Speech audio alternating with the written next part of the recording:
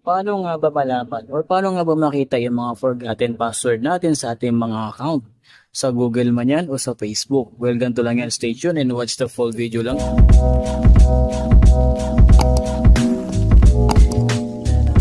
Okay, so hello po mga lods. Welcome back again sa ating channel. So for today's video, I'm gonna teach you mga idol kung paano nga ba makita yung mga forgotten password natin sa Google or yung mga nakalimutan natin kasi hindi na natin matandaan. Google, sa Facebook, or sa kahit anong account man yan. So di po mahirap gawin yun. Stay tuned lang and watch the full video lang mga idol. No? Pero bago yun, at bago pa lang kayo sa aking channel, subscribe mo na, Lords. And kapag nakapag-subscribe ka, comment mo sa baba, subscribe dahil mali mo isa ka sa mga pili kong manalo. Pag-giveaway natin, bumabot na tayo ng 15k subscribers. Kaya kung ako sa idol, subscribe mo na, thank you so much. So, ganito lang po yung kadali, di po siya mahirap, okay? So, unang-una sa lahat, punta ko na ng Play Store. Sa Play Store, meron tayo isang i-update which is yung ating Google Chrome. Google Chrome. Eto. Since updated na ang ating Google Chrome, so open na natin kagad yan. So, di naman po siya mahirap gawin. So, this is a quick tutorial lang kung paano nga ba makita yung mga loosened passwords natin na nakalimutan na natin.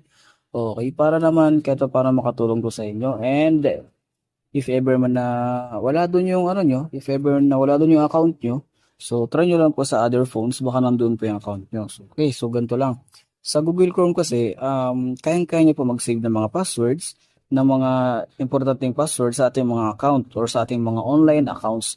Like for example, nag-open ka ng Facebook dito, pwede nyo pong ma-save yung password mo and yung email address mo. And for example, nag-save ka po dito ng mga like other website na kailangan ng account tapos nakalimutan mo, pwede po ma-retrieve yan gamit lang po ang Google Chrome. So, next step na gagawin natin dito is simple lang. Punta mo lang dito yung tatlong tuldok sa taas. Okay. So, hindi ko lang po alam or di lang po ako sure if gagana po ito sa iPhone or something sa mga phone na which is, mga iOS. Di ko po sure if gagana to. Okay. And, pero sa Google Chrome po or PC or phone, parehas po gagana yan. Kasi lang po yan. So, click mo po itong tatlong grid sa taas and pagkatapos punta ka sa settings niya. Ayan. Pagkatapos yan is, kung makita mo dito is, may mga different settings which is nakalagay pa dito is yung Google Password Manager. Yan. Diyan mo na po yun makikita lahat ng mga passwords or lahat ng mga guaranteed email address and guaranteed passwords na gusto mong ma-recover sa iyong nakalimutan na mga accounts. So, i-click mo lang yan. Okay. Ayan, pagkatapos yan, kung makita mo dito lahat ng mga dito lahat ng mga accounts and dito lahat yung mga website na pinanglalaginan mo ng mga accounts mo. Like for example, dito sa Google or sa Facebook, may 5 accounts tayo. Sa Google, may 5 accounts din tayo. Yan yung sa mga importanteng mga di dapat mong kalimutan, di ba?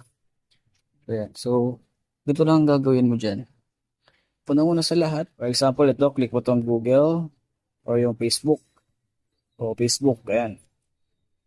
Need mo lang po dito gamitin yung iyong biometrics or fingerprint or pwede rin namang pattern if possible. Pero in this case, biometrics na lang para mas mabilis. Ayan, tapos wait mo lang and then yun, eto na. Kita mo na lahat ng mga password and mga ano dito. Ayan, makikita mo lahat yan, nakalista na agad yan lahat, loads. Okay? So, syempre, i-blurred ko yan para po may privacy lang rin. So, importante po kasi may privacy tayo. So, kung makita mo, meron ditong parang mata-mata. So, ibig sabihin yan, pwede mo siyang makita ang password. Kiklik mo lang yan and makikita mo na yung password mo. Diba? So, garon ka bilis sa yan, loads dito. Hindi ka po mahihirapan kapag gusto mo ganap ng account. Diba? So, Facebook lang yan. And then, lahat yan, loads. Actually, lahat ng Facebook account po dito makikita at makikita mo na yung mga password and yung mga email address if ever na nakalimutan mo. Busing! Diyan, okay. So, pili-pili ka na lang kung anong gusto mo mga account na hanapin dyan or yung account na, like for example, account ng anak mo, account ng asawa mo, or account ng jowa mo, tapos nakalimutan mo, gano'n, or nakalimutan niya, pwede mo siya matulungan sa pamamagitan nito. Papunta sa Google Chrome niya, and then, check mo doon, kasi nakasave po yan automatic. Ang hindi ko lang po alam, or hindi ko lang po guaranteed, if di po siya gumamit ng Google Chrome sa paglagin ng Facebook niya, so hindi ko lang po alam if nakasave po yan dito. Kasi minsan, kapag di ka po nag-login sa Facebook, gamit ng Google Chrome, so, hindi po siya ma-auto-save, kumbaga. Okay, pero di halos lahat naman tayo gumagamit naman tayo ng Chrome kasi minsan naman yung Facebook app is di po gumagana. So, lilipat tayo sa Chrome. Tapos doon tayo mag-browse sa Facebook. So, automatic yan doon. Save na rin naman yan. Okay? So, yan. Lahat yan ng account. Nandiyan na yan. So, pili-pili ka na lang talaga ng gusto mo. Or, tawag dito, mga account na nakalimutan mo. Okay? So, back muna natin to. Maliban pa dyan sa Facebook, sa Google pwede rin. Kasi importante po yung mga Google account natin or yung mga gmail.com na account natin. Napaka-importante niyan. So, halos lahat po dyan po nakakonect, di ba? So, lahat mga payments natin, yung mga importance account sa online. So, kahit yung Facebook mismo, dyan yan. Kasi na hindi mo ma-recover yung Facebook mo kapag wala kang Gmail address, ganun, kapag wala kang phone number. So, importante po talaga yung Gmail na yan. So, click mo tong google.com na yan. Yan. Ganun, same na rin sa loads yan, ganyan. Makita mo rin yung password, makita mo rin yung email address. So, di ba, napakalupit nito. So, kitang-kita mo talaga lahat. So, ang kagandahan pa dito is, organized pa siya. Kumbaga, lahat na ginagamit mo sa Chrome na Gmail address or yung mga account mo na Gmail is nakasave na kaagad dyan. Automatic na, di ba? So, di ka na mahihirapan pa. Saan tayo punta ko? Swimming pool. Wow! Sa wakas, wish granted.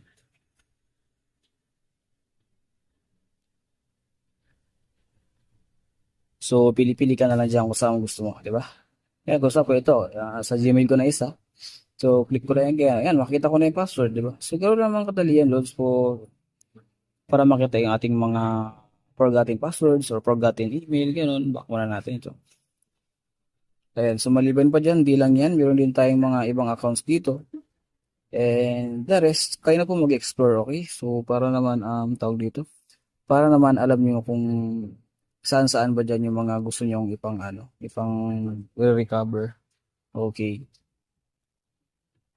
So, Google, Facebook, ayan, Instagram, pwede rin. So, pili-pili ka lang loads. Kahit yung mga accounts sa PLDT, yung mga online accounts dyan, pwede. Kahit ka pa nakalimutan yung mga SSS account nyo, yung PRC account nyo. So, PNP, mga ganun, mga clearance account. Sasave yung siya automatic dito. Diba? Ang galing. So, di ka na talaga mahirapan. So, yan yung maganda sa bagong features ng Google ngayon eh. Napaka-helpful and napaka-handy talaga. Hindi ka na mahirapan mag-recover. Or no need na para sa tawag dito, mahabang recovery ng mga accounts like email, ng password, ganun. Kasi automatic na po yung Google na tutulong sa'yo para ma-recover yung mga yun. Diba? Galing. So, okay. So, meron lang tayong additional tips or additional technique, additional tips para sa Facebook users dyan. Click mo tong Facebook ngayon. I-extra ko dito or tuturuan ko kayo kung paano mag-lock ng Facebook account. Okay, so ganito lang yan. Click mo tong profile mo dito. Okay. And then, click mo itong profile mo na yan. Okay. Na pagkatapos yan, pumunta ka sa settings. Click mo ulit yun. Ito itong settings na to. May settings sa taas. Click mo lang yung settings na yan. Ganyan. Pagkatapos is, kung nakita mo dito napakaraming settings sa tools and resources, references, and other settings na kung anong importanteng settings sa Facebook. So dito, ipopokus ka lang dito sa focus ka lang dito sa lock account. Yan, kung makita mo dito sa taas. Ayan, kung makita mo walang lock account na nakalagay dyan kasi naka-professional mode tayo. So, kapag di naka-professional mode, pwede mo i-lock yan. So, ang gawin mo muna dito is i-turn off yung professional mode mo bago ka makapag-lock ng account. Okay, so ngayon, in this case, lilipat ko sa isang account na hindi naka-professional mode. So, log out na natin to. Okay, log out natin.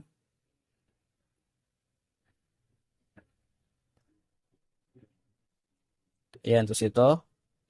Yung account ko na hindi naka-professional mode. Open natin. Ayan, so ito, nakalipat na tayo sa ating, tawag dito, sa ating account na hindi naka-professional mode. Click mo na itong ulit, punta ko ulit sa yung settings. Okay. Pagkatapos ay kung makita mo may nakalagay dyan, profile locking.